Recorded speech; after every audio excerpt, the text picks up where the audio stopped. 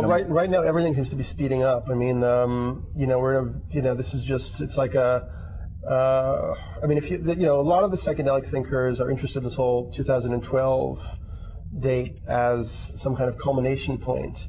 And both Terence McKenna and Jose Arguelles sort of see that maybe we've been thinking about time different in the wrong way, that we have this linear model of time, and time is actually a kind of waveform or a kind of fractal that repeats on different scales in different ways, and a big wave sort of crests and ends in 2012. So at that point, there has to be a kind of switch over to different world conception. And part of that process now seems to be a kind of very tight, like almost like fugue state, where the destruction is going faster and faster. The reintegration of these ancient knowledge systems is also going faster and faster. So it's going to be like a flight to the finish. That there is a cosmic event occurring that's causing 24 hours to be not enough time. You know more, you're more aware, you have more feelings, you realize more things. So it's not really time changing, it's you. Because of a cosmic flow of energy that's moving through this universe that can be measured scientifically. Because we sit at the end of a 26,000-year cycle called the precession of the equinox. Our little galaxy, this 1.1 billion planets and stars called the Milky Way, has now traveled 26,000 years to circle what we call the signs of the zodiacs, but through each of the 12 constellations that we now know to be our particular part of the universe. It almost seems like this galactic alignment, which of course targets the years around 2012, was known to the oldest civilizations in Vedic India and in Egypt, and they believed that these kinds of alignments to the center of the galaxy stimulate transformation on the planet. And if you do a geological study, doing core drillings into Earth, you realize that this has occurred. You realize that this has occurred many, many, many, many times in the Earth's past. Roughly every 26,000 years. Scientifically proven. Other civilizations, indigenous civilizations, had different kinds of calendars. Hardly any of them, especially the central calendars of civilizations, had to do with this orbit. The archaeologists who have studied ancient civilizations have found that there are many, many calendars, most of them having 360 days. The Tibetan calendar, the Chinese calendar, the Maori calendar, the Celtic calendar, the Hebrew calendar have 360 days, not 365 1/4 days. Of course, we've been taught by our educational institutions that those poor primitive people just didn't have it. They just had an approximate solar year that they counted.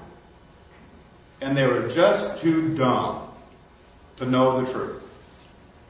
Excuse me, but we're going to stand that on its head today. Almost universally, the ancient calendars point to this decade, to this time in history, as being unique not only in human history, as we have known it for the last 200,000 years or so, to Earth history, to geologic history as well. Almost universally, the calendars, Chinese calendars, Tibetan calendars, the Mayan calendars, the Egyptian calendars, that were developed thousands of years ago, end in these days. They end in this time, and they all point to now as being a time that's very unique in history. But the Hopis think that too. The mythology of the people in Mongolia think that too. The tribes on Boa Boa think that too. African nations that's been around thousands of years think that too. The Aborigines think that too. So now we have a changing face of time where multi-cultures unrelated to each other believe the same thing is happening in their mythology. But it also happens to be the end of a 26,000-year cycle, the end of the Piscean Age and the dawn of the Aquarian Age. That mythological story we've always heard in spirituality is now scientifically a reality. We haven't understood time. Time is of the mind, time is of the spirit. Space is physical. You know, we can see it, we can look at it, we can touch it, we can taste it, we can smell it, we can feel it. But time is of the mind. We haven't explored time. Time is where we're going. Time is where we are. And at the center of time is that timelessness you're talking about. We all want to experience that. We want to have that as the central program of our society. But we're not going to get there until we change the time. So we either change the time or the time changes us. The time is changing us very rapidly right now. You can be anywhere, anytime, all everywhere, all the time, by the time we get here. To try to explain what that would be like is pretty well impossible. We just don't have the words or the consciousness yet to grasp that. There's a lot of strange things are happening with my work, too, as a hypnotist. So I just want to say a few things before I get into this part. You probably know I do past life regression, past life therapy. I've been doing it for 40 years, 30 years consistently, and 20 years as a UFO investigator. I work in the deepest possible level of trance, the somnambulistic level. A lot of my hypnotists say they won't work there. They're afraid to work there. They said strange things happen there. See, we are getting ready. We're in the middle of it now. It's happening now. We are moving into a new dimension. The entire world is shifting into a new dimension, a new frequency. I think I've talked before to either here or in other groups about their dimensions all around us.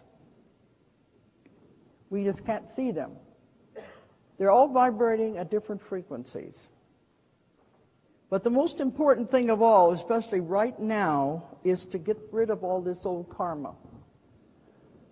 We're going to go into something that's very important. We're going into a new world, a new earth.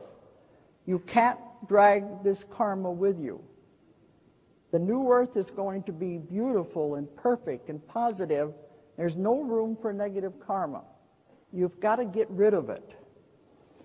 And that's when I'm working with my clients, we discuss these things. What is the quickest but not the easiest way to get rid of karma? You know?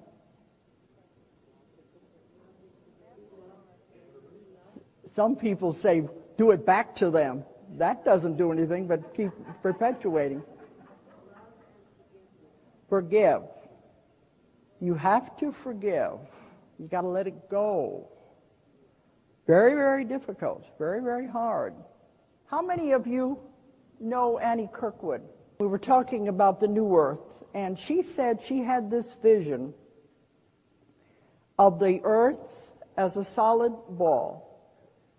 Then she saw it begin to separate and move apart the way a cell does when it begins to separate and reproduce, pulling apart like a cell until it broke apart into two Earths.